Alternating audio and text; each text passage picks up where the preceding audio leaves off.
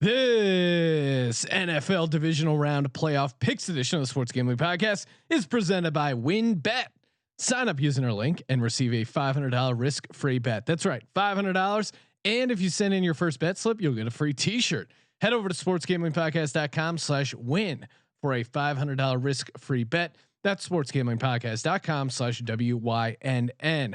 We're also brought to you by Better Than Vegas. Better Than Vegas is the home for avid sports bettors, providing insights, analysis, and free betting picks. Better Than Vegas, it's like YouTube for sports betting. Make sure to subscribe to our page so you don't miss a pick. sportsgamblingpodcast.com/BTV. That's sportsgamblingpodcast.com/BTV.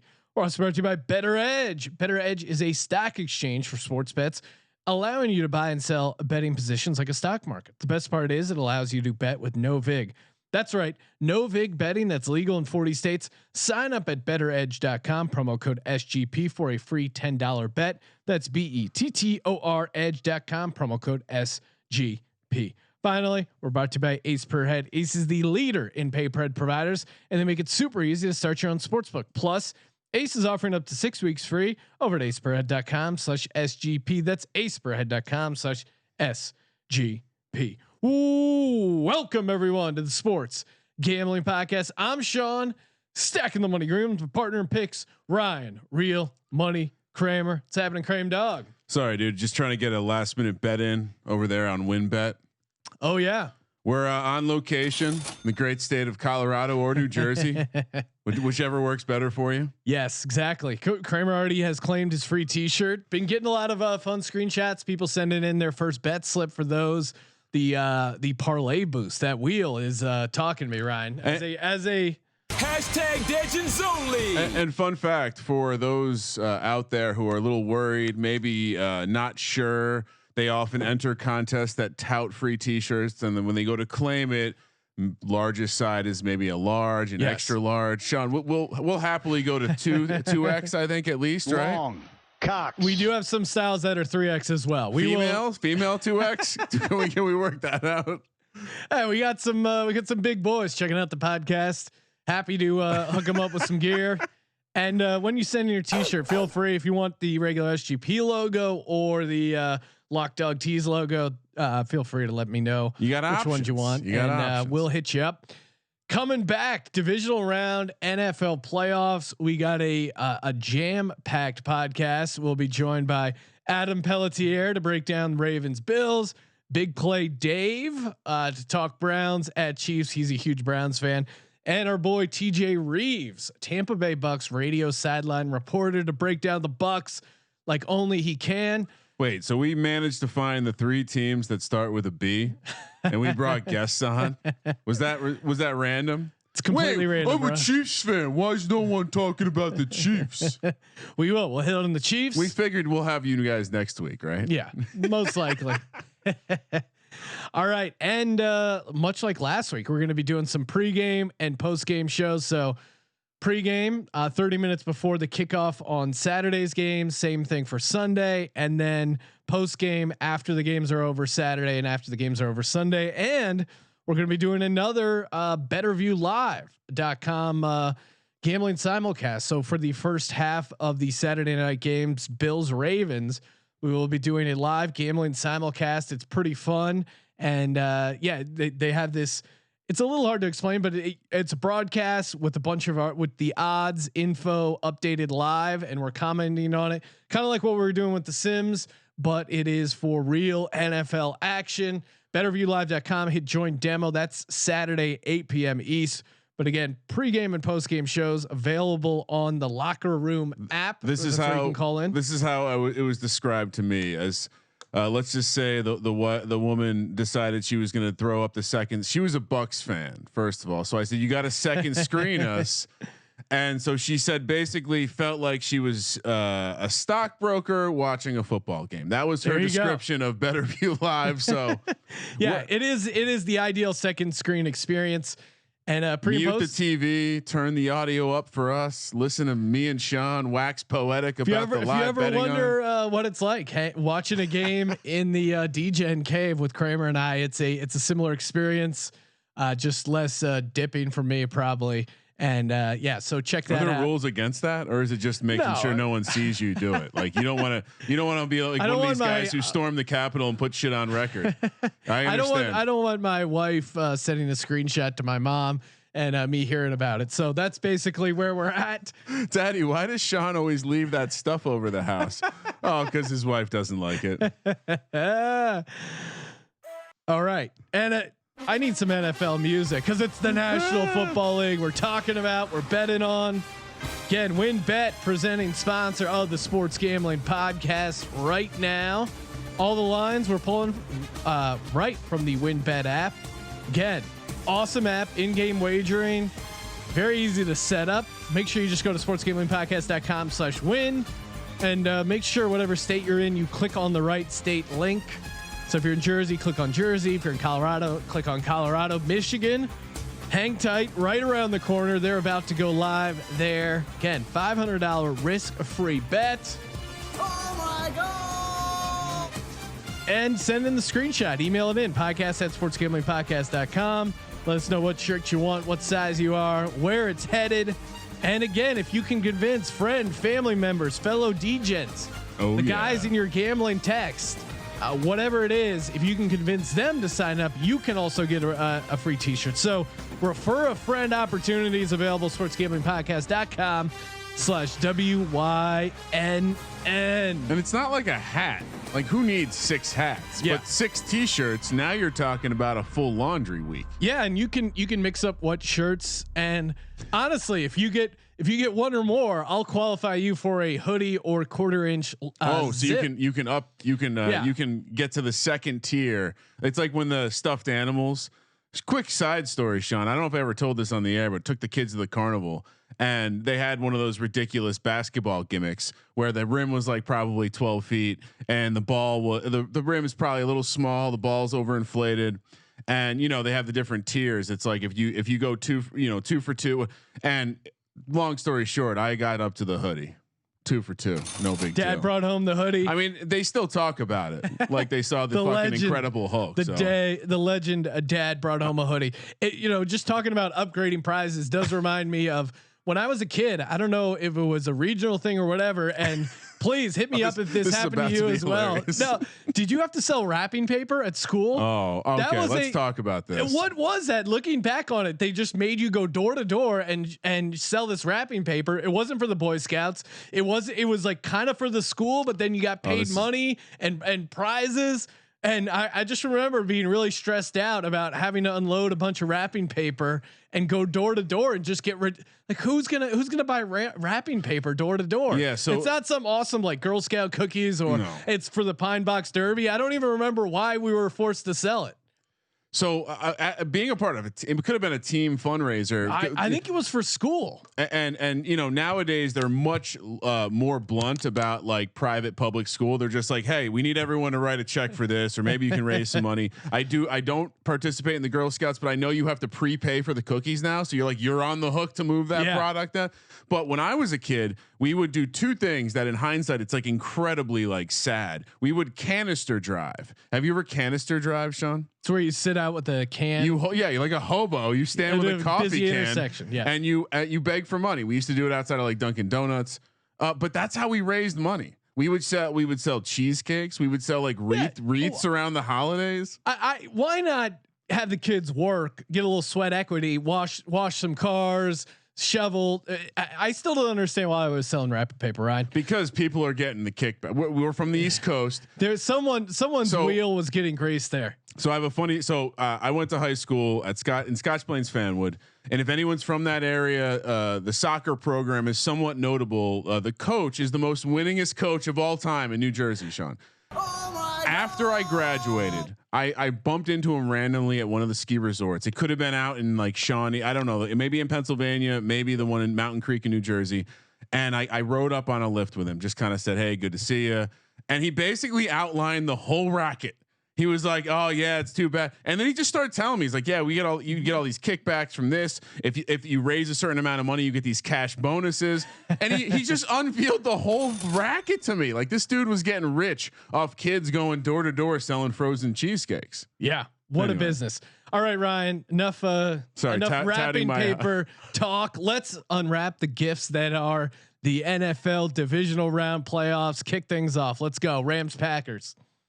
All right, Sean. As Sean said, Rams Packers. Interesting matchup here, Sean. We're going to the frozen tundra of Lambeau Field. Aaron Rodgers and the boys laying 6.5. This opened at 7.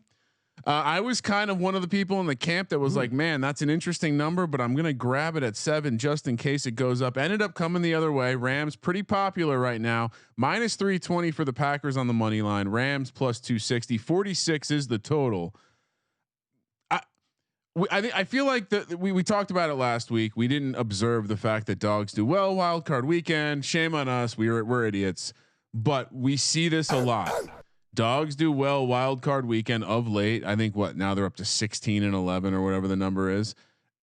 And then the next weekend, everyone's super happy about those dogs. They're happy about the perspective of a dog covering. Hey, it's a fun story. Look at the underdogs doing their thing.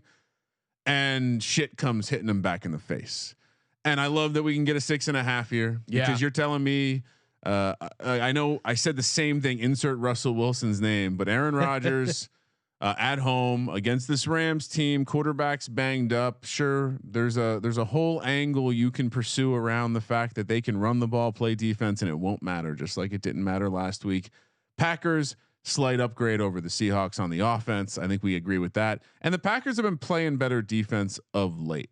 I think the ultimate thing here though, is that you just don't ignore the fact that it's a dome team. Yeah. Dome team. Cold as shit. And in particular, not only the Rams, but Jared Goff, who most likely will be starting with the bad thumb, with that bad thumb in that cold weather.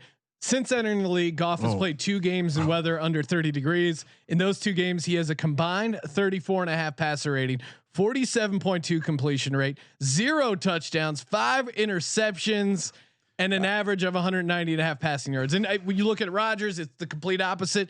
Historically, the Rams in games 30 or below, 1-5, which 1-5 to me is perfect. Because if it was 0-6, then I'm like, oh man, maybe they're due. Maybe they're due. They're 1-5. The lone win under 30 degrees came against the Cowboys at Texas Stadium in 1983, which they technically, it was a dome stadium, but there was a roof in it. So technically they allowed it. What scares me backing the Packers, right, is that we've seen their defense against physical running backs, and you've been able to run the ball against the Packers. But I mean, Goff completed the ball 9 times. Now, if Wolford plays, if we see the Wolford of Wall Street, I'm a little bit nervous because if he plays and the line moves up to 7 and this guy literally comes off the ambulance and is playing like nobody believes in him, I'm worried about that potentially. The other thing that worries me is Bakhtiari, the left tackle, blown out his ACL. I think that against that, that Green Bay line, which is not healthy now, against that Rams defensive front. Although, I mean, how healthy is Aaron Donald? He's certainly going to play, but he's a little banged up. The other Sean McVay. I mean, I did a lot of watching of coaches this week just to kind of look into their eyes, deep into their soul, and see. I get the sense that McVay is a little worried about both Donald and Kupp. I actually think he's less worried about Goff than he is about Kupp and Donald. Well, just looking at him talk about him, he's very bullish, saying Donald's not going to be affected. Yeah, something happened there. No, I mean, we saw him in pain. I don't know if the ribs are definitely cracked, but something really. You don't think these offensive linemen are gonna be like, hey, his ribs are messed up. Just attack his ribs. Yeah, and kudos to the Rams. I mean, we made the mistake live betting the Seahawks when Aaron Donald went out, and that defensive line, the defensive line was still really strong. That Cooper Kupp knee injury, I mean, it sounds like he's gonna play, but I can't imagine he's effective. It was like bursaritis, which I went a deep dive and still couldn't figure out what the hell it was. But it wasn't just bruisitis, and you read it wrong. It could be that. One sounds like a sack of fluid. What the hell is bruisitis? I don't know. Like, I think it's a fancy doctor word for you have a bone bruise. This other nugget I came across: Aaron Rodgers and Davante Adams have not done well against first team All Pro cornerbacks. 1-6 when facing all team. Well, and that's the angle. If the case for the Rams, all pro cornerbacks. Yeah, the case for the Rams is look what this defensive line has been doing. Yeah. Look what the secondary is doing. Sure, someone might have a decent game, but it almost certainly Adams is going to have a tougher go of it than he typically does. And then on the other side of the ball, what's the formula to smash the Packers? Well, be efficient on the ground. The only kind of catch here is that I wonder what this defense looks like if they're going against a team that's not going to pose much of a threat through the air. And you have to, if you're playing Jared Goff, you have to play the prove it game. You put it in the box until he proves he can beat you. And how can they start Wolford? I mean, I just keep going back to him laying in that ambulance with that neck stinger. He didn't practice. We're taping this on Wednesday. He didn't practice today. You can't put that kid out there on that short rest. And it seems like there's legit beef between Goff and McVay now, because Goff thought he should have started that Seahawks game. And I guess kudos to him. Yeah. He came in and played well enough for the win. Still, he's 9 for 19, and like the ball was all over the place. Maybe the thumb's a little bit better, but now he's in cold weather. Jared Goff in cold weather. I love the idea of fading Jared Goff in cold weather. Jared Goff sucks island. It's a tropical destination. It's warm weather. It doesn't travel to Lambeau. Yeah. I think you just got to suck it up and take the Packers laying the points here. And the fact that there is a narrative for people to take the Rams, I think makes the Packers that much more appealing. Again, I think we're gonna see a couple teams coming in, a couple of these dogs, and I'm racing to pull up the bet, the breakdown, because there's gonna be some public dogs this week, and you know, obviously the number moving from 7 to 6.5 tells you a lot about what the betting market has done so far, and that's make an opinion that they think the Rams catching the 7 points is good value. Now, do I think this game could flip come the weekend and we're looking at 7.5 because public money's coming in on the Packers? I like, who's not teasing this game? Yeah, I guess we live in LA where people really don't give a shit about the Rams, but maybe outside of LA, there's a narrative of, hey, look at what this team can do. It's playoff football. They run the ball. They play defense. Well, we're going to be doing a separate fantasy and divisional round FFPC, and I was looking at this game trying to figure out if I wanted to play any of these guys, who is in the Millie Maker, and this is the lowest total on the board. I just don't see how.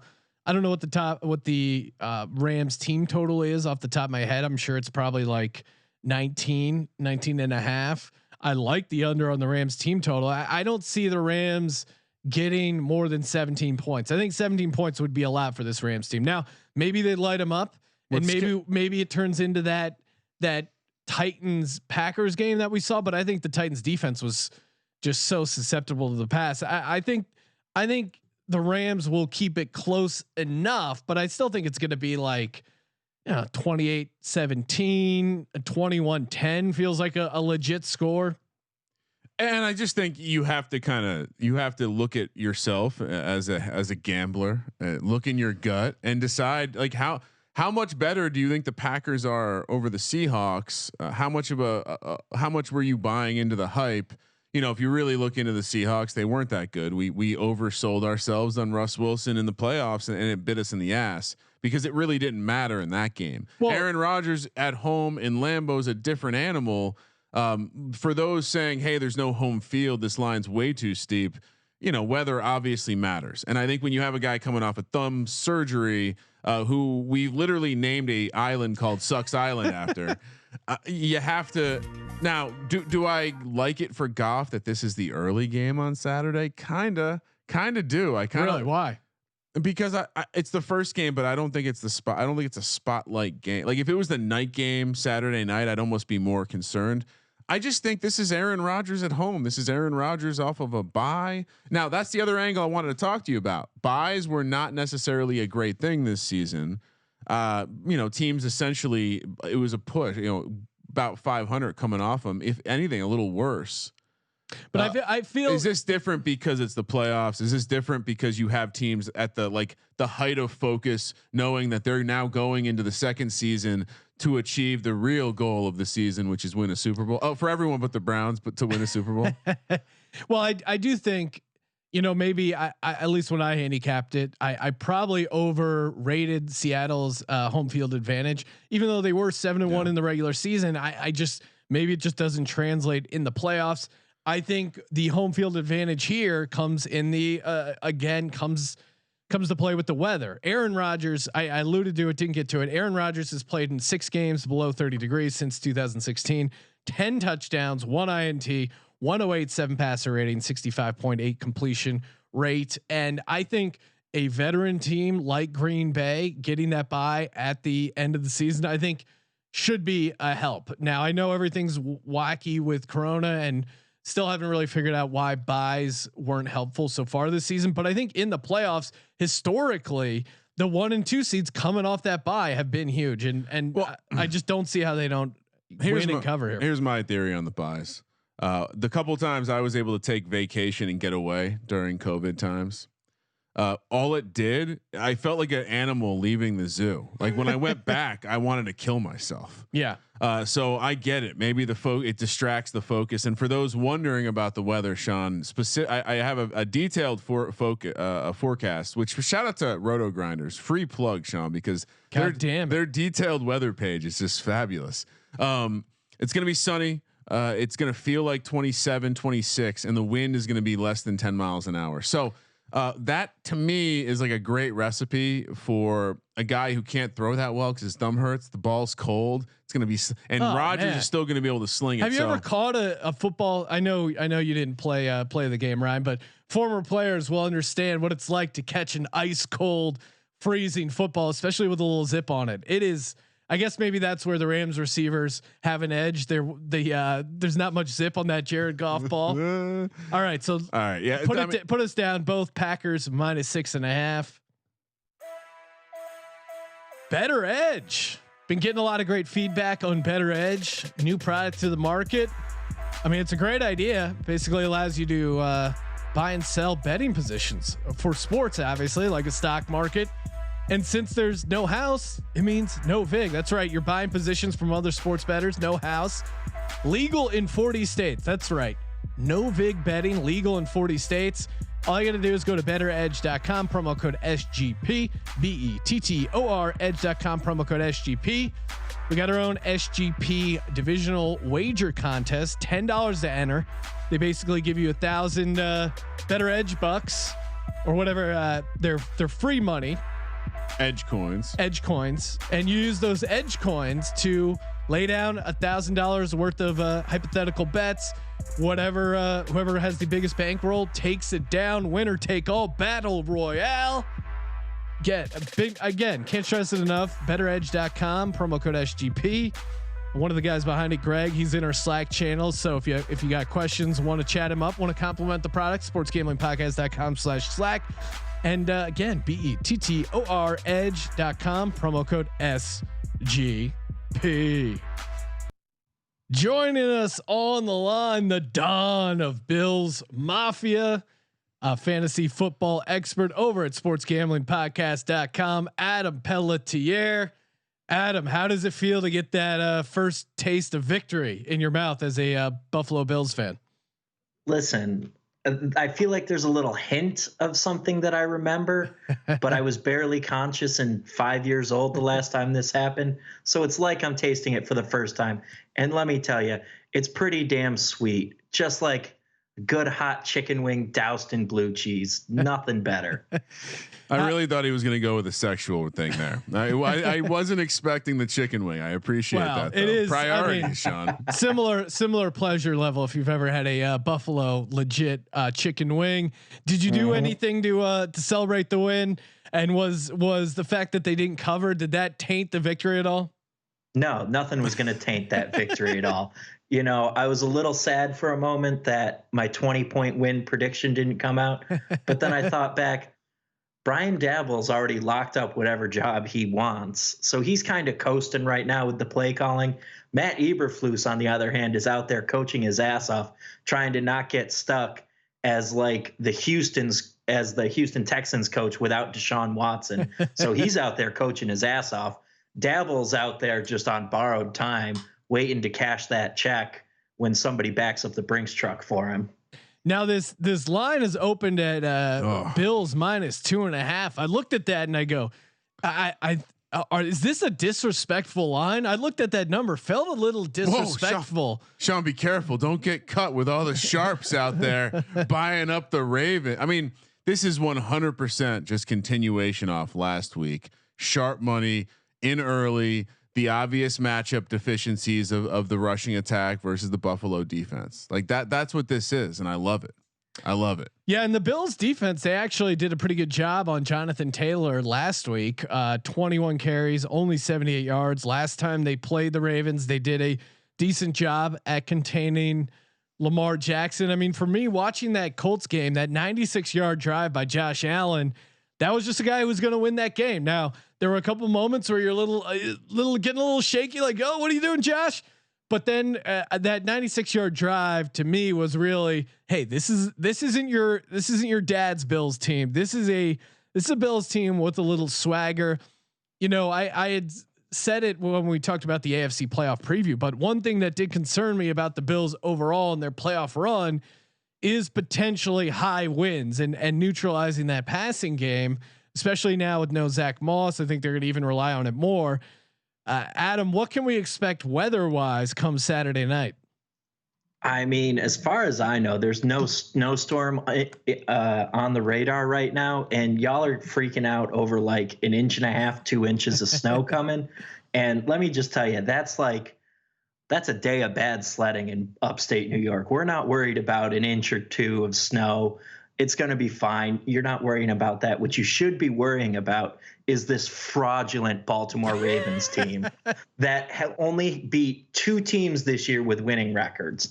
Every other win other than the Titans during the regular season, all their wins came against teams with losing records, other than a week 9 win at Indy and their win over the Browns in week 14, where they gave up 42 points. This Browns team, that Browns team is good, but this Ravens team is just flat out fraudulent. Last year when they played the Bills held them under 300 yards. This good Lamar Jackson game was under 120 yards rushing as a team. This Ravens team is crap. They are smoke and mirrors. This Bills defense can't stop them is bullshit. Okay, the Bills have a solid defense. They're going to key on Lamar Jackson because he can't throw the ball. Yeah. Same thing as last week. They're going to shut down that running game. And unless it's a hurricane, Josh Allen has an arm that he can throw through any wind. And right now, Sean, the forecast appears to be it's gonna be right around freezing. So perhaps maybe we get a wintry mix. I've been seeing snow. This forecast is saying right at 32. And the winds in the 10 to 15 mile an hour range. So I don't know if that's something I'm scared about with Josh Allen. Yeah, I think as long as it stays, I was seeing 11 miles per hour run. So as long as it stays like under 15, if we're hitting 20 plus, I think that's when you really start to see the ball carry. And Lamar Jackson, I mean, we just finished giving Jared Goff a ton of shit for not being able to play in cold weather, but Lamar Jackson, kind of a warm weather quarterback himself. He's zero experience, he said, playing in the snow, and hopes he doesn't have to deal with it Saturday night. Already kind of playing into the hand of Bills Mafia there. And as far as the Bills offense, like I think they're going to be able to throw on this Baltimore defense. AJ Brown had a pretty good game against the Ravens defense, 6 for 83 and a touchdown. Now maybe they just sold out to stop Derrick Henry, and kudos to the Ravens for shutting down Derrick Henry. But I think in hindsight, they had the personnel to kind of slow him down. And I don't know if they have the personnel to slow down this Bills passing attack when they spread it out with 5 wide. And to me, Josh Allen, him taking it to like the next step he's clearly made this season, it's come from him. He's not fucking it up. He's not fucking it up, not creating turnovers, and doing very well against pressure, where he had a lot of mistakes previously. Josh Allen versus the blitz this season, 19 touchdowns, 1,850 yards, first with the touchdowns as well. 13 big time throws, third in the league as well. And finally, or just one other nugget here, they kind of they're just a team that's going to win this game. You know, the Colts The Colts team were the only team in NFL playoff history to have 400 yards, 0 turnovers, and lose a game. It was 11-0 previously. That to me just shows like whether it's a 4th down stop, Josh Allen where he almost fumbled or he did, and then the lineman picked it up. You're saying there's greater powers involved. There is. I wouldn't say it's a horseshoe up their ass. It's a maybe like a chicken wing, whatever it is. This team has a glow about them.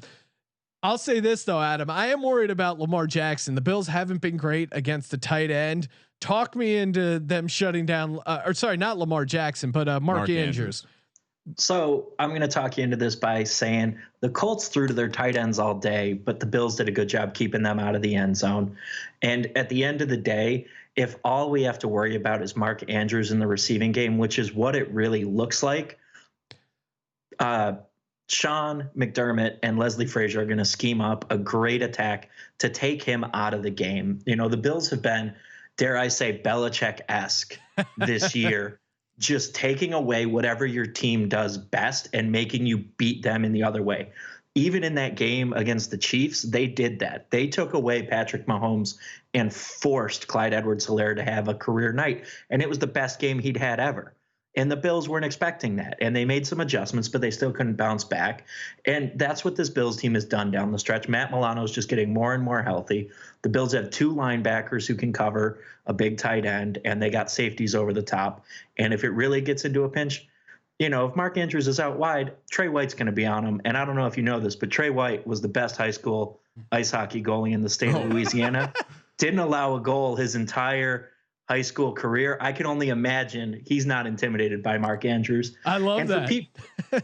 And for people worried about the Bills rushing attack, I just want to remind you, Antonio Williams, undrafted free agent, carved up the Miami Dolphins in week 17. In about a half of play, he put up 63 yards on a Miami team that had been dominant and hadn't allowed over 100 yards as a team pretty much in the second half of the season. And he carved them up for 63 and 2 touchdowns. Antonio Williams is no slouch. He's a hard runner, and he could be a nice complement to Devin Singletary because he does enough things differently. Williams might be the guy who gets the secondary work behind Singletary instead of Yeldon. Sean, real quick, just a couple things to come back to. Sure. A little meteorologist tradecraft. You don't go to a specific wind mileage because you're going to be wrong. So that's why you throw out a range. I'm kind of with Adam in the sense that you can't overlook the fact that they had a good game plan against Lamar the last time. And I think the fact that in their last matchup, they held him to 41 yards, we saw what happened, right? I mean, essentially that Tennessee game changed when he took that ball like 50 yards to the house on 3rd and 8, whatever it was. And if you have the right game plan, anyone can make anyone look stupid. Again, the Giants made Russ Wilson look stupid a couple weeks ago. So I do think you can't overlook that. And I think the fact that if you can take away him running the ball and I dare you to have another big Hollywood Brown. I like that's what they need. And it's just like, you're really going to bet on him coming to work 2 weeks in a row? I don't think so. I like the Andrews angle. I think Andrews is probably going to eat, but to me, this is all about slowing down the rushing games, Dobbins, Edwards, and Jackson. And if they can do that, because that's the angle everyone is leaning into.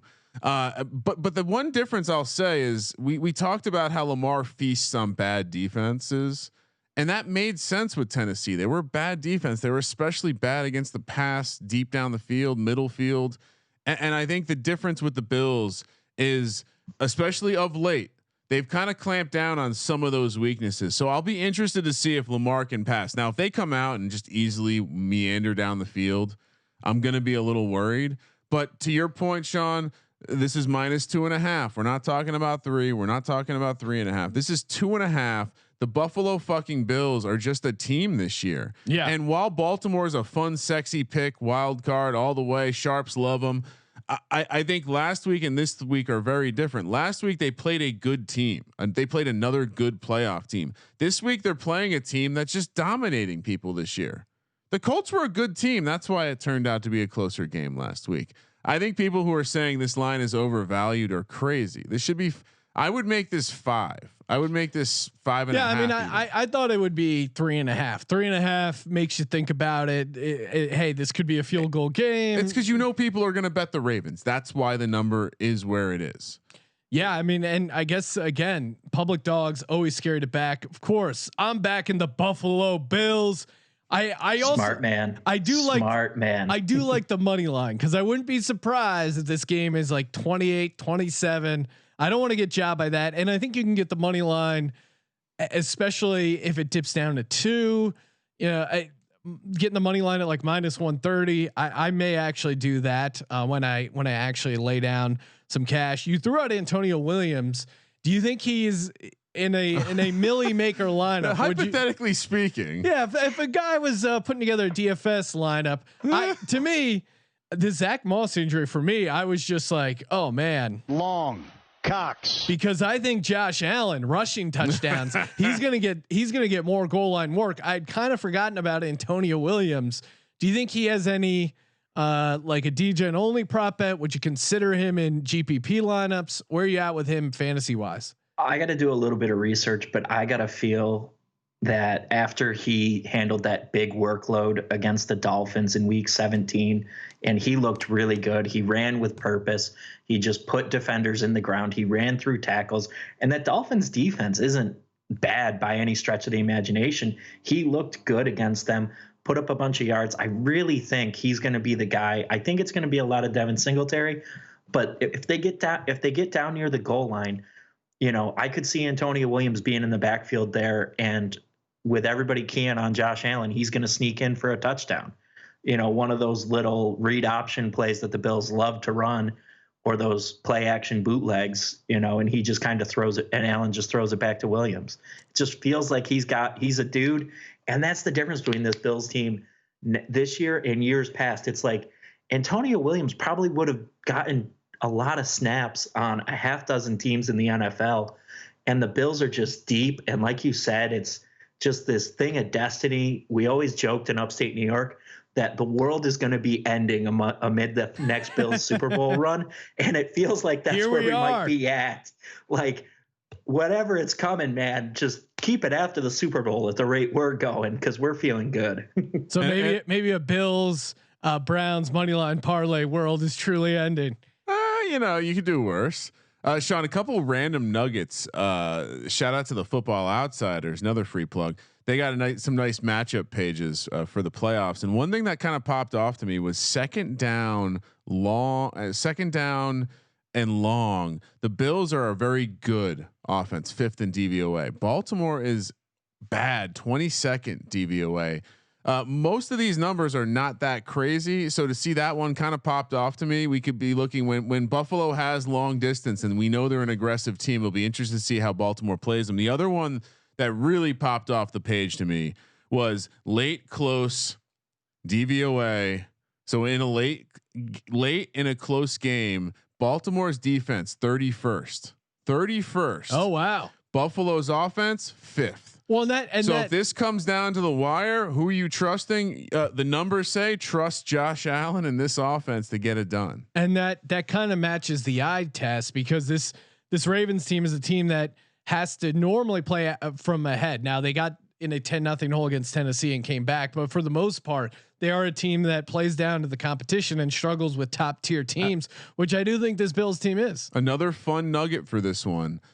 If you want to play first touchdown props for Baltimore, they have a disadvantage. They have an advantage in the red zone. Their pass offense is actually the bigger advantage for them. So if you want to take a stab at one of the pass targets, the rushing the running backs, Lamar will be probably the favorite. Be super high. So you can maybe get some value there in going after one of the Baltimore pass catchers as a first touchdown possibility. Like it. And we're going to be throwing out a bunch of props, first touchdown on the locker room pregame show 30 minutes before the first games on Saturday and Sunday. Adam, before we let you go, got to get a final score. What do we see in this one come down to?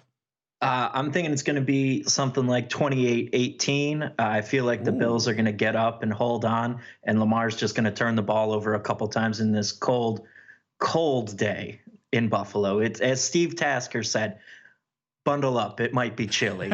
And that's next level shit talking, predicting a 6 field goal game for the opponent. I love it. It's next level. Kramer, what would you have this going? I'm going to stick with I was throwing out 28-27, but I'll say 28-24 Bills. You know, it does seem like I kind of like it. We talked about the DFS game. I kind of like this game, you know, obviously a bit more than the earlier game on Saturday. I'll say I think the Bills surprised some people. The Bills put up some points. I'm going to say 31-27. Okay. All right, Adam. Appreciate you calling in. As always, make sure you follow Adam on Twitter at Adam Pelletier. Check out all of his picks and posts over at sportsgamblingpodcast.com. Go Bills, baby. Go Bills. Oh man, credit card debt. It is oh man, it's the worst. You ever been in that spot? Got a bunch of credit cards open, balances piling up. It's a lot like you know, if you get in the whole gambling wise, hypothetically you go 0-6 your wild card weekend picks, got a local bookie, don't want to see them. You know, the number keeps adding up, and you know, much like a bookie, credit card companies charge interest. They call it interest. It's not points, and it just keeps piling up. Do yourself a favor. You know, you can consolidate, get a better rate, and Upstart can help. All you got to do is go to upstart.com/SGP. Upstart, fast and easy way to get a personal loan to pay off all your debt online. Again, paying off the credit cards, consolidating. Maybe you got to fund a personal expense, whatever it is. Over 500,000 people have used Upstart to get a simple fixed monthly payment. Again, all you got to do, head over to upstart.com/SGP, 5-minute online rate check. And again, they help you out, man. Yeah, obviously it's a loan, so that it's based on your credit, income, certain other information provided on your application. Go to upstart.com/SGP to find out how much Upstart can lower your monthly payments today. Joining us on the line, Dave McAllister, aka Dave at bigplay.com, founder of Big Play, and a big Browns win. Oh man, Dave, how are you feeling? How is the city of Cleveland feeling? I've been hungover for 2 days. so awesome. No one gave us a chance, Sean. No one gave us a shot. Us included. Yeah, you. I remember joining your live stream. He right popped in that game. and he was like, "Do we have a shot?" I'm like, "I don't know, Dave. I don't see it." No, that's not what you said. You went straight to a Pittsburgh caller. That is true. Now, I was watching some of your tweets as it was happening. I mean, this must have been a roller coaster as a Cleveland fan. That snap play happens, you get that defensive touchdown to start the game, almost like that, Seattle Broncos Super Bowl. And when it's 28-0, you gotta be still super nervous, right? I mean, as a Cleveland fan, you must be walking yourself through like don't trust it. Where was I sitting? Don't have your heart broken. Walk us through the mental mindset of that game. When we went up 28-0, I was like, all right, we have a chance. Like we have a very slim chance. And then the second quarter opens up, James Conner runs for a yard. I'm like, oh, it's over. We've completely lost this game. Well, the old Browns would have folded after that play, by the way. There was a time when I think there was like 4th and 1, down 12, midfield. And I'm thinking like, oh man, the Steelers have the momentum. It's about to become the fourth quarter. Things are getting tight. Obviously they're going to go for it. Didn't even occur to me that the Steelers would punt. I mean, as a Browns fan, you got to be through the roof that they punted the ball away down 12 there, 4th and 1 midfield. It's not often that Browns fans travel over to Steelers country to listen to their radio after a game. Yeah. But Mike Tomlin, thank you very much, buddy. We appreciate you. Oh man, it is always sweet when you take out a division rival, especially in a playoff game, and just you can listen to the local radio. Reddit's great for that, to just hop over to the team Reddit and see people unravel in real time. It's the Schadenfreude is off the charts. But now, huge game, go defending Super Bowl champs in Kansas City. Spread sitting at 10 points right now.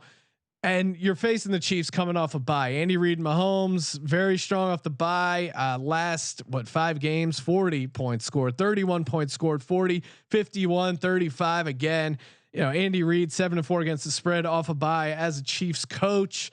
But hey, this Browns team is frisky. I'm guessing you're on the side of the Browns, but how are you talking yourself into this game and giving yourself a chance here? We're coming off of the Big Ben cry game. We made Big Ben cry. Oh, that's got to be. Oh, that's he so dominated us for 2 decades. So yeah, we're feeling pretty good here in Cleveland. And I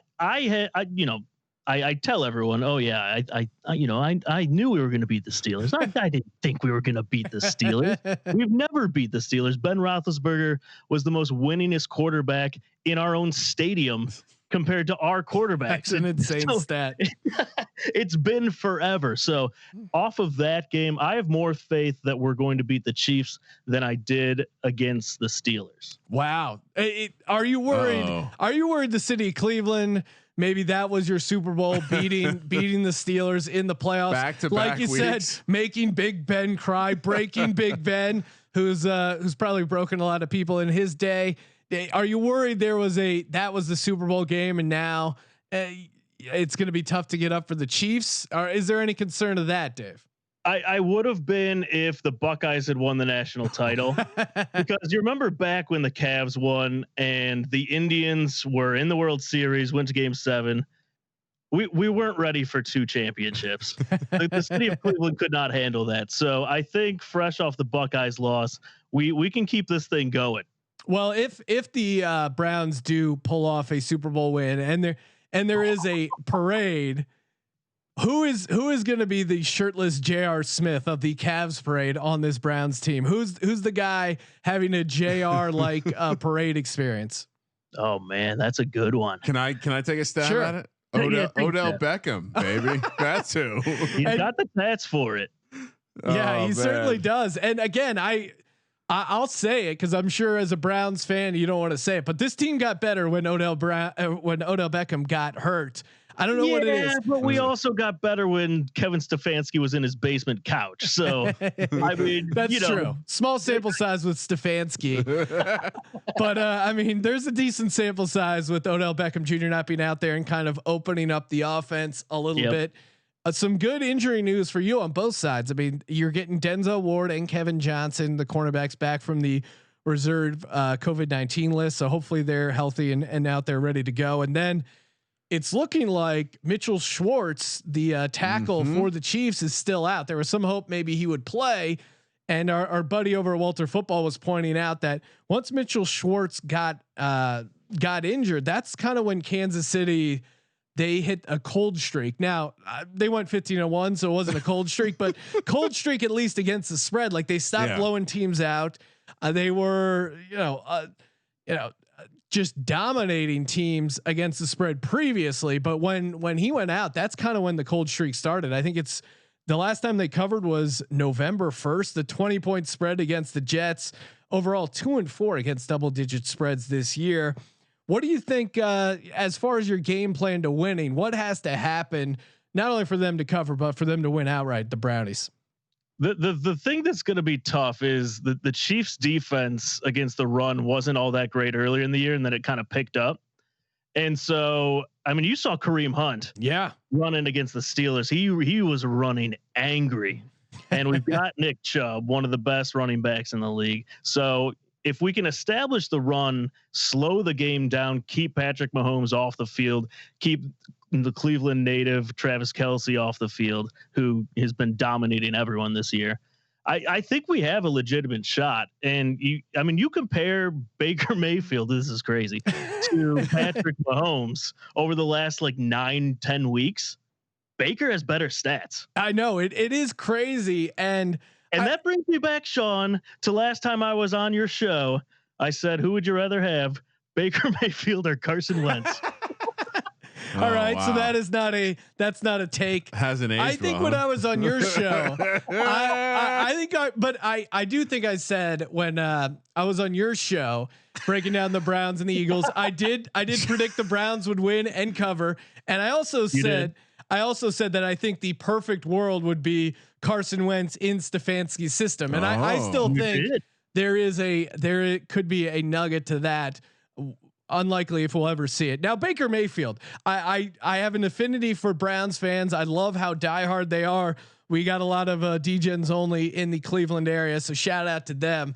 But I like Cleveland. I like the blue collar thing they got going. I like Myles Garrett. I was on his side versus Mason Rudolph. But why don't I like Baker Mayfield, Dave? I feel like I should like him, but honestly, that's the only thing, kind of hesitating me from going full dog pound as far as my AFC support for these teams. What is it about Baker Mayfield that an outsider like myself makes him unlikable, that Cleveland people are like, oh, you don't get this about Baker? Like, what am I missing when it comes to Baker? I think it's that he kind of looks like the frat boy look. He looks like me and you, Sean, but like, super, super cocky. Yeah. And you're not going to like him. Like, I hate Draymond Green because of them dominating us against the Cavs for kicking us in the balls and all that stuff that he did. But if he was on my team, I would probably like it. so you guys are. I'm not comparing Baker Mayfield to Draymond Green because I hate Draymond Green. But Baker Mayfield, if he's on your team, you see how hard the guy works, and he doesn't necessarily have like the greatest skill set. Like he was quick in college. He could move around. He looks slower in the NFL, and we kind of expected that when we drafted him. But the dude works extremely hard. His teammates love him, and you look at his Madden rating, 99 toughness. Definitely, he's a scrapper, man. He's one of those guys who will get penetration. Yeah, I mean, and maybe that is where Baker sits, in that you love him if he's on your team. I don't know. That's what I'm saying. I'm trying to wrap my head around what it is, but I think maybe you nailed it. Maybe it's just kind of that like cocky, frat boy type thing that he projects. I mean, it takes less energy to hate Baker than like Baker. I think maybe that's the answer, and maybe to the it's question. the path. He's in a lot of commercials. I will say this: when he was struggling last year, and then it would cut from an interception or a fumble to a progressive commercial. That's kind of tough. Well, and when it comes to him and Callan Cowherd, I'm all team Baker there. So I think maybe, and again, if he covers this 10-point spread, I'll give it out now. I'm picking the Browns plus the points in Kansas City. I think their offense is in too much of a flow right now not to keep this a competitive game. One other deep pull that shout out to our writer Moonoff, who does the ref report. You guys are getting a ideal ref for this game. Clay Martin, 10-2 against the spread for road teams and 7-5 straight up so far this season. So he's one of the most lopsided refs for the road teams. Last couple games he's officiated involving the Chiefs, week 9, where the Panthers almost beat them 33-31, and Chiefs Dolphins, where the Dolphins covered. Also, Clay Martin, he was the ref in that week 4 crazy game against the Browns and the Cowboys, where the Browns lit up the Cowboys. I was on Browns money line there. So Clay Martin has a soft, nice place in my heart. And according to this, look for the road team and the over, because that's the way Clay Martin likes these games. Yeah, and this is actually a pretty unique, Sean. It's a rare occurrence of 2 teams who finished under 500 ATS facing off in the playoffs, and you're going to hear a lot of people reference the Browns and their 6-10 number. I guess now 7-10 number, but those same people are not referencing the Chiefs and their 7-9 number. Yes, so. You know what? Part of this is, Sean, we need to get a dog on the card. It's good for aesthetics. So why not get the hungriest of dogs, the dog pound, take the points. And sometimes there's just playoff stories that make sense, right? We all know this is on some level, it's all fixed. It's all prescribed. And I think sometimes you're like, yeah, this is going to be a public dog. People are going to be like, what? 10 points with this team, and I fully came into this thinking I was just going to take all chalk and all home teams again and be super boring. But you know what? Baker has enough of that irrational J.R. Smith confidence to not realize that he shouldn't be doing this. Shoot. And the last thing I'll say is it was a big narrative all year, because it was a reason I liked the Steelers, and that the pass rush is a problem for Baker. Well, guess what? the Chiefs aren't exactly going to get after him. So I actually think Baker could have a sneaky good passing game. You look at the weather, Sean. I don't know if we touched on it yet, but it looks like a pretty nice day. There's going to be a touch of wind. It's going to be in the 40s and it's going to be sunny. So I think, like you said, the Kareem Hunt revenge angle, he's going to be running mad. You don't want to see that guy mad. I don't love the Kelsey matchup. He's probably going to shred. And yes, we could look really stupid for fading Andy Reid coming off a bye. It's 10 points. These are grown men. These are proud grown men. And the last thing I'll say is Cleveland's live because this pass rush is going to get home. We've seen it. And if Schwartz isn't out there, which sounds like he won't, there's a very real situation where we could be talking about the Browns in the same way we were talking about them in the first quarter of the game against the Steelers.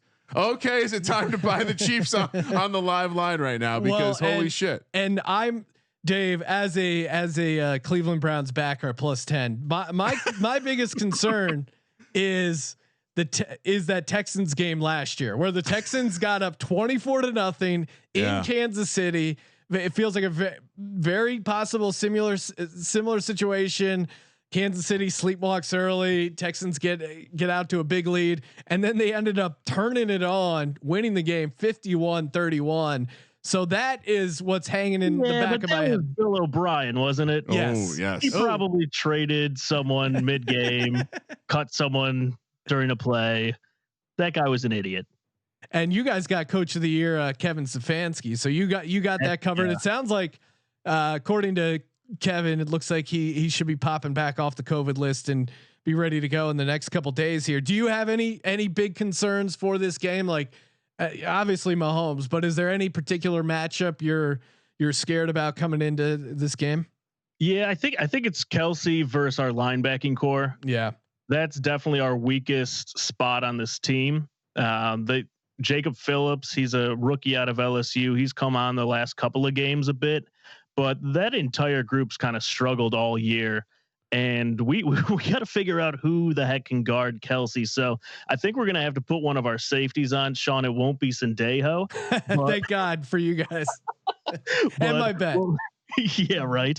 But no, I think this is going to be a high scoring game. I like the over in this one, but yeah, that's going to be the toughest matchup right there. Travis Kelsey. I think 28th against the tight end DVOA for the Browns. I think the other matchup is kind of the other receiver. I think we were talking about this in the context of fantasy, but I think one of the other receivers is an interesting play against this Browns defense for a big play. But honestly, the scariest thing for me is that more people are betting on the Browns. They were America's team last week. I don't know if you saw that, Sean, but they were 55% of the NBC betting public, or wherever they poll those people, had the Browns in that Browns Steelers matchup. Maybe this public dog doesn't have fleas. Dave, I got to ask you though, like ritual wise, I know when the Eagles went on their run in 2017, I had my shirt, my pants, every little thing was figured out. I had it all dialed in. The juju was aligned. Everything came to fruition. But as a Browns fan, what are you doing? What's your schedule like? I know you tailgated the entire week last week for the Steelers game. Walk us through your schedule and what you got planned to make sure the Browns take it home. Oh yeah, last week was rough. We started early. We made homemade pizza and Italian sausage. Oh, I saw that. That would look awesome. Pizza was the bun. This week we're going a homemade nacho bar, starting early. Thank God it's not a night game. We can pass out at 7 p.m. But I'll have my Baker hoodie on again. Same Browns hat, same Bud Lights, doing it all over again. I like it. Run it back. Run it back, baby. Run it back. Get those nachos, get those Bud Lights, get the Baker hoodie. Good to go. I don't know, Kramer. I mean, I definitely like Browns here +10. Can we get a score prediction, Dave? Yeah, I'm thinking. I think it's going to be close. I think we'll probably take a lead and then we'll get nervous and then we'll give up the lead and then Baker's going to come back and we're going to have a game-winning drive to win it. I'm thinking like 35-32. Wow. Okay. Game-winning drive by Baker Mayfield in Arrowhead to take down the victory and get to the. Have you let your brain go to the place of an AFC Championship game? Have you started thinking about that as a possibility? Absolutely not. See, I like that. That's why Dave's a smart man and a smart fan, taking it one game at a time. I mean, Sean, the world will explode if the Bills and Browns play each other. Like two fan bases. It's the most 2020 thing. The zero world, fucks to give. The world. I keep saying 2020 because it feels like a never-ending year. It's but a continuation foul, you know. Hey, it's been a wild year, and why not a Bills Browns AFC Championship game? Dave, appreciate you calling in. Best of luck to your Browns and my Browns +10. Make sure you check out all of the big play content over at bigplay.com and the Reflog show. Dave, appreciate it. And best of luck, man. Thanks, guys. Go Browns. Joining us on the line, host of the 3 Dog Thursday podcast on the Sports Gambling Podcast Network and sideline reporter for the Bucs radio broadcast, TJ Rives. TJ, the Bucs coming off the first playoff win in a long time, heading to New Orleans. How are they worried about this game? Because 0-2 the first 2 times they played, squaring off for the 3rd time. The Saints seem to have their number. Where's the Bucs? Where are the Bucs right now, confidence wise?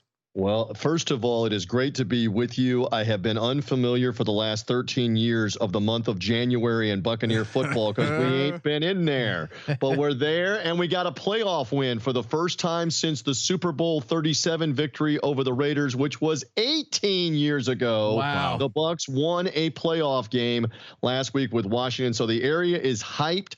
I wouldn't say that there's a large amount of concern here from Buccaneer fan. I think they're thrilled. I think they believe, and again, fans are fans, they believe, and I'm beginning to believe this team's got a really good shot against the New Orleans Saints the 3rd go around here in the Superdome, guys.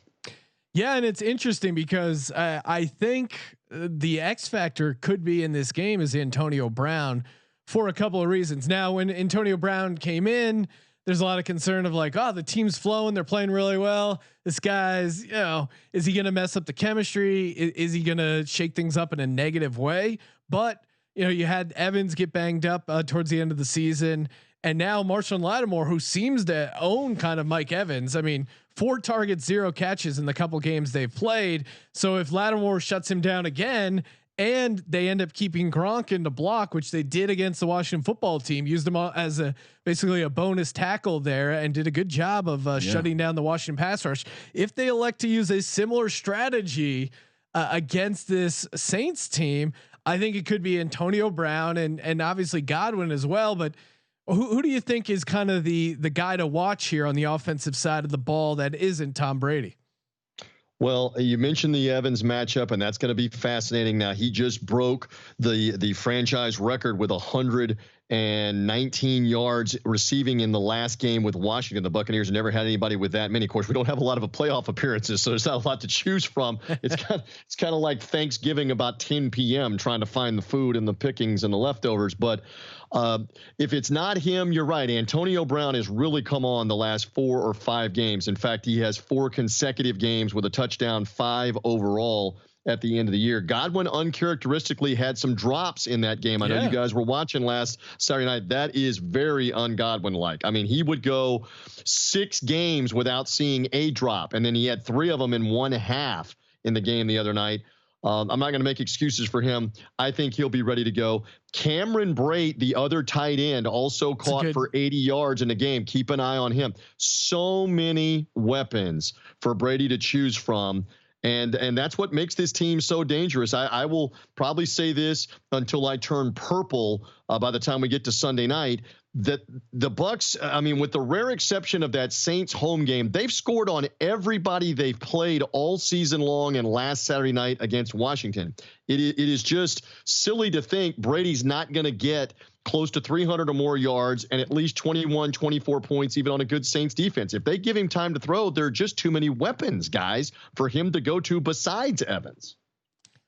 Well, Sean, I hate to be unpopular in front of the guest, but I think you nailed it, except for that Saints game. I think this is another, you know what? We called out the pass rush last week and it held up pretty well. I just, a lot of people saying it's going to, it's hard to beat a team 3 times, but also like sometimes teams have a number, and I think it's going to, I will be shocked I'm never going to pick Tom Brady, so we'll just start there. But I will be shocked if their offensive line holds up once again, and they are, the numbers show they're good. They're third adjusted sack rate. If they hold up again and they can manage against this New Orleans team, because Sean, I was fully prepared to fade New Orleans in every single matchup they could have had in the second round, except for this one, because they just own this team. Well, Sean Payton is just sitting in Arians' head, and that's the problem. So yeah, I'm worried. I mean, yeah, Washington, not a very good team, right? Heineke, fun story, maybe not the best offense. Last week, not a lot to take from it. So I think Woodshed. I understand. I don't know about Woodshed now. I don't know that I'd go that far, big boy. But I understand when you look at what the Saints have done over the last 2 years against the Buccaneers. They beat this team really decisively all 4 times. Now, 2 of them are Jameis Winston, who is holding the clipboard in New Orleans from last year when they did it to him. And in fairness, I mean, the first game of this year is Brady's first game with the Bucs, no preseason, et cetera. And yet they were still in that game until he turned the ball over with 2 bad interceptions, one of them a killer pick 6 to begin the second half, put them behind by 17 points. So you can't turn the ball over. We all acknowledge that. And one thing that I think we can't get lost in this, we saw 4 road teams win last week. And I'm not saying it's the only factor, but it's a big factor. No crowd noise for any of them. The Superdome is as bonkers as any venue in terms of not being able to hear, not being able to communicate, can't get the play changed, play clock winding down, got to take a timeout. None of that's relevant. When you have no crowd there, that's not going to matter.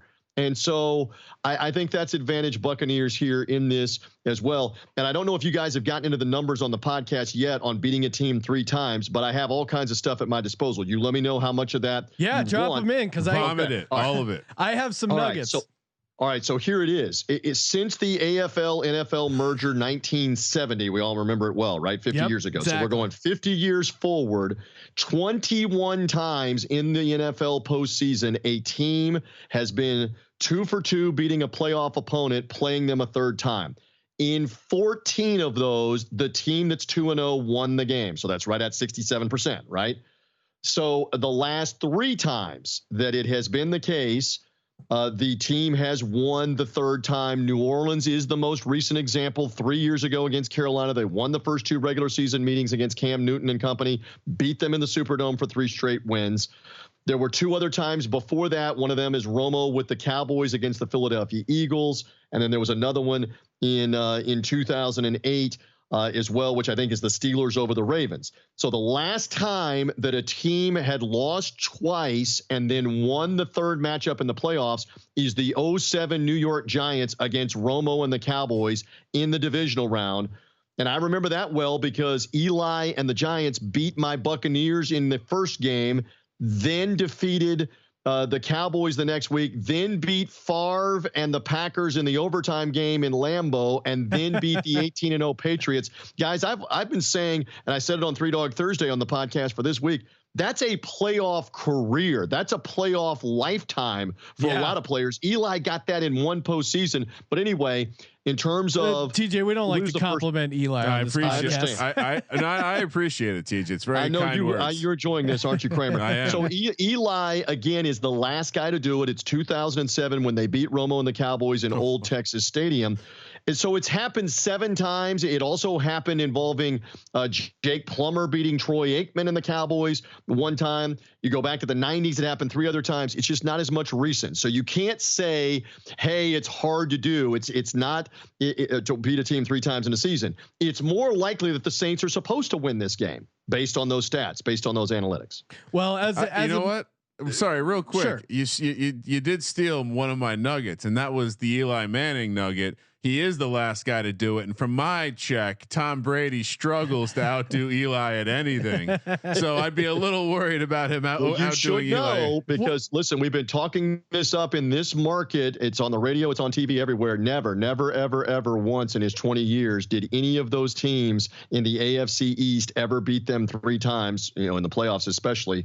So that's never happened before with him in the previous setting in New England, for whatever it's worth. And another nugget on top of the nugget. it. Brady has only been on the road one time in the divisional round in his entire career in New England. That is crazy. Yeah. One time, 06, they beat San Diego, Sean. Other than that, this is unfamiliar. Here he goes now. First time with the Bucs. They're on the road in the second playoff round. Yeah, some of the younger fans might not know, but that's the Los Angeles Chargers. They used to play in San Diego.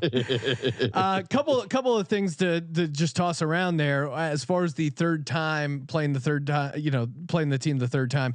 The team that is 2-0 the last 7, 5-2 straight up. However, they were only 3-4 against the spread, and the good folks over at WinBet are setting a juicy line at plus 3.5 for the Tampa Bay Bucs. And to me, it's two teams going in kind of different directions. I mean, we watched that Saints team, Ryan, and I of course was on the Bears, but that Saints team didn't look like a team that had its foot on the pedal and was totally dominant.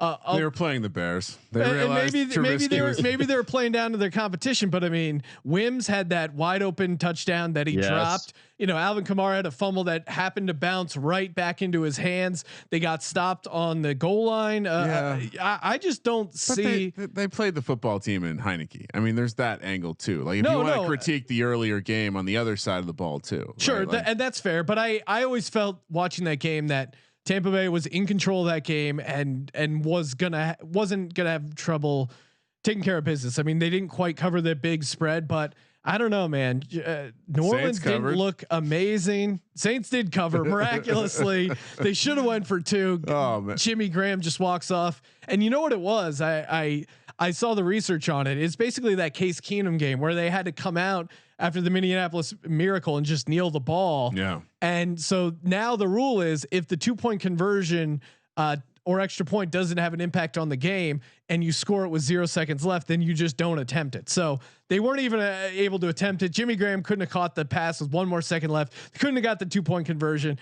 I'm with you, TJ. I think Brady, he doesn't lose to teams 3 times. And if he is going to lose a team to a third time, he's going to cover that 3.5 point spread. This is a good game. The angle I'm worried about is like if there's one guy that Tom Brady's definitely cooler than in the NFL, it's fucking Drew Brees.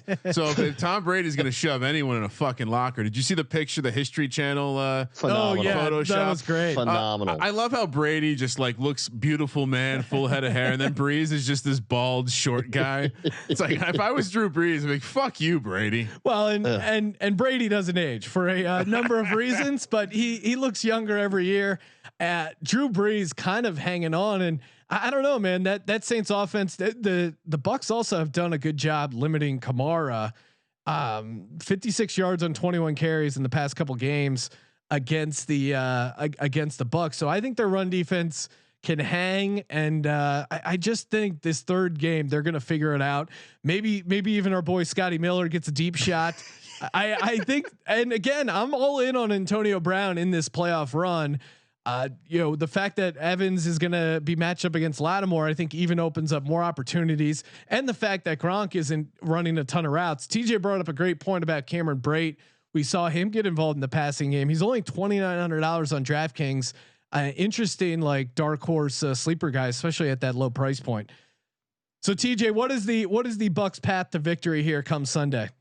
I think it's 2 important things. The first one is do not turn the ball over. In the loss in the Superdome all the way back in week 1, which seems like an eternity, they had 3 turnovers. One of them a pick 6. They also fumbled a kickoff. They botched a kickoff that the Saints were trying to pooch kick, and they didn't catch it and fumbled it, and the Saints recovered and got an easy touchdown off of that just basically broke their back in the 4th quarter of that game. The other thing is soft coverage on defense. In both losses to the Saints, Todd Bowles chose to lay back a lot and play zone and let Drew Brees just pick you apart. He will destroy you if that's the case. If they can't get some pass rush and don't play aggressive coverage, that's going to be a key. And another quick note, the Buccaneers have rarely been an underdog this year. They were that opening week to the Saints. The Saints did cover in that game. They were an underdog at home with the Packers, blew them out. They were 2.5-point dogs, blew them out. The only other time they've been the dog was against the defending champion Chiefs, when on our WinBet lines and research, they were minus 3.5. The Chiefs were, and covered the line. Actually minus 3.5 and didn't cover the line in that game. So it's rare that you get the Bucs with points in this situation. In fact, the last 5 games, they've been a favorite against all the bad teams. So you're getting Brady, you're getting points. 85 years worth of quarterback, because Breeze turns 42 on Friday night at the time that we're taping here. You got 85 years of quarterback playing in this game. It's going to be something to behold. And we'll see with the Bucs with all of those weapons. If they don't make mistakes, though, I'm talking about turnovers here, they've got a great chance to hang in and win this game. And Drew Brees, retirement's knocking on his door. He looks 42, both physically and just the way he plays. I mean, Tom Brady doesn't look 43, and in any way, shape, or form. I think the Bucs hang around. I like that 3.5. To me, worst case scenario is like the Chiefs games where the Chiefs were kind of in control of that game, but they were still able to get that back door there and cover the 3.5. Kramer, you're on the Saints laying 3.5. Yeah, I've already. Full disclosure, I bet it early in the week at 3. I'm kind of okay with 3.5. I think this is a team. It's strangely the Saints. Like, I feel like their future price kind of dropped almost. It's 6-1 I'm seeing for the Super Bowl and 240 for the conference, which that's intriguing to me because again, I didn't like their path until they caught the Bucs, and now I like it again. So yeah, I'll lay the points. I also kind of same thing doing the DraftKings fantasy thing. I was having a hard time pulling the trigger on a lot of players from this game because I feel like my projections have this as a lower scoring game, even with the total at 52. Again, they're playing for a third time, Sean. I do think there's something to that, and not that we're totals guys, but I would also lean under in this one. It feels like there's going to be a bit of struggle. There's going to be some stretches where they're playing between the 40s. And I don't know. I'm chalky again this week, Sean. The divisional round, chalk does tend to get home. I mean, that's true. People come all high and happy with the dogs, but the difference is not all these teams are coming off the bye. So I love being the king of the underdog, as you well know, and I know you want to roll out of here. But one more note about them in this situation. It's funny that Kramer keeps saying that he loves this spot for the Saints. I've been looking at it as bad spot to go to Green Bay, revenge for the Packers in the freezing cold. And in the alternative now, you've got a Saints situation where you're in the Superdome with no fans, climate controlled here, revenge factor, and everybody outside of this area saying, "Oh, you haven't beaten anybody. You didn't really look good against Washington." So I think a lot of that can also be spun back in the Buccaneers' favor. This is a better matchup, I believe, than what they. I mean, I have no confidence in the Rams being able to beat them in the cold, the Packers, on Saturday night. I would have less confidence about the Bucs trying to beat the Packers in the revenge situation for Green Bay than what I have here. Well, TJ, appreciate you calling in. Either way, we'll get to see an old quarterback probably get put down for good up in Green Bay next week. Lambeau's going to be tough for any 40-year-old. Make sure you check out TJ, a 3 Dog Thursday, every Thursday, talking underdogs on the Sports Gambling Podcast Network feed, the Big Fight Weekend, and on Twitter as well at Bucs Sideline Guy. TJ, can we before we let you go, can we get a final score prediction? I'm thinking, Kramer, sorry. I'm thinking this is Bucs in a fairly high scoring game, like 31-27, something like that. So I like that over total too, somewhere around there. So we'll see in this one for somebody's legacy, because it only adds to it for Brady if he shows up with his new team and wins another playoff game, or can Breeze get a step away from another shot at the Super Bowl here with a win? Let's find out. We're all intrigued, and we'll see if Brady has something for the Saints with his new team, guys. I appreciate being on with you here. Yeah, appreciate it as always, TJ, and best of luck come Sunday. Thank you, boys. Thank you for everything you do with the Sports Gambling Podcast network of shows. By the way, Mike Neighbors, who's a Saints insider, he interviews Drew Brees every week post game on their TV coverage. He's on the 3 Dog Thursday podcast. If you think there was sparring here with Kramer and me, there's plenty of sparring on 3 Dog Thursday about Saints Bucs. Put the gloves on. It's game time. Thanks, TJ. Thank you, boys. All right, gonna close it down with the Lock Dog Tees coming up, and final score predictions. Want to give a shout out to Ace Per Head. Of course, Ace is the place if you're thinking about starting your own online sportsbook. All you got to do is go to aceperhead.com/SGP, aceperhead.com/SGP. Ace is the place. Thinking about starting your own online sportsbook? Get up to 6 weeks free of their sportsbook management software, completely free. aceperhead.com/SGP, aceperhead.com/SGP. Kramer, before we get to the Lock Dog Tease, off air, we were talking. You said you were surprised that I was on the Tampa Bay Bucs. I was, and I was admitted that, hey, I'm pretty biased because whatever reason, I just don't like this Saints team. You're saying take your medicine. And then I remembered in my research, I watched a 3.5-minute video of Brian Baldinger explaining how awesome Gronk is at blocking. And I'm like, full erection. Looking at my Gronk autograph football, I'm like, yeah, that guy's gonna push this offensive line around. And I did a little deeper dive. He ran like a decent number of routes in the previous couple games, and I think they were trying to use him more as a pass weapon. And they did a good job game planning against Washington football team. I don't see why they don't do that against the Saints team. I mean, what kind of maniac comes back to play football just to block Gronk? A dude from Buffalo. That's who. Yes, exactly. Time for the Lock Dog Tease. Happy birthday. Make sure you get those bets in over at WinBet, sportsgamblingpodcast.com/WYNN. Send in your first bet slip, get a free t-shirt. Podcast at sportsgamblingpodcast.com. So to recap, we're both on the Packers -6.5, both on the Bills -2.5, both on the Browns +10, and split on the Bucs Saints at 3.5. I'm on the Bucs, you're on the Saints. Let's do a final score for Packers Rams, Kramer. I mean, we nailed it. It like feels like it could be a lower scoring game. I just think the Rams are going to struggle to score a lot of points. So I would peg this final score somewhere in the we'll say 28 to 13. 28-13. I'll go 24-13 for Bills Ravens. I got 28-24. You had 31-27. What about the Browns Chiefs? I do think the Chiefs end up pulling it out, and I think it's big backdoor range here. We didn't really touch on that. Giant swinging backdoor. We're being kind to the guest, but to me, while I do think, if you're making me take a money line, especially, this is the one I'm going to take just from a value perspective, because there's versions of this game where it's very clear to see how Cleveland wins. But at the end, and also it's the only dog you picked this week. It is also the only dog that I liked.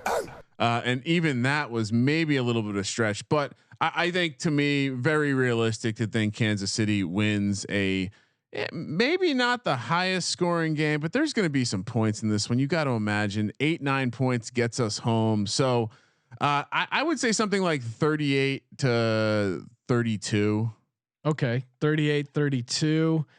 I was going to throw out 38, but I'll even bump it up a little bit more. I say 42-35 shootout. A lot of total points, and it smashes head over. Our buddy Clay Martin comes through big. Double. I mean, if you want to have, if you do like the angle that Kansas City comes out a little slow, maybe hungover from the bye week and the great season they've had after the Super Bowl, maybe look at the double result. Cleveland leads first half, Kansas City wins game. You cited the Houston game, as could Cleveland get up, and then Patrick Mahomes pulls yet another horseshoe out of his ass. Absolutely. So that double result will probably pay nice, like maybe 5-6 to 1.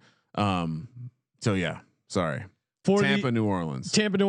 I'm going Tampa Bay 27, New Orleans 26. Kramer, what are you doing? Again, I think this might be a little lower scoring. I like New Orleans to score their points. I'm going to say this is a funky score. Let's go 26 to 19. Okay. 26-19. All right. Time for the Lock Dog and Tease. Man, I'm doing it again. Do you want to switch it up since you went 0-6 last week? Oh, sure. Go first. I don't know if you believe in juju, but I do. Give me Green Bay. Okay. Green Bay -6.5. Let's not overthink this. Your dog, Cleveland money line. Cleveland +380. Not Cleveland too shabby. +380. Alex Crouch is going to be, as soon as this podcast drops, Kramer, and we got We got Schmitty. There's Casey contingency. some that are more cocky than others, but you will be hearing about it. You know, the National Football League is a league filled with grown men who, when playing for the right purpose, any team can beat anyone on any day. We're talking about the final 8, and we discussed this the other day. We had this game, Sean. The football tournament had this game, and guess who won? The Cleveland Browns won, Sean. So, miracles can happen. Cleveland has they deserve it a little bit. This would be a miraculous win, but really, I definitely like the 10 points better than the plus 380. I guess we're doing a tease again. Give me Green Bay on the money line.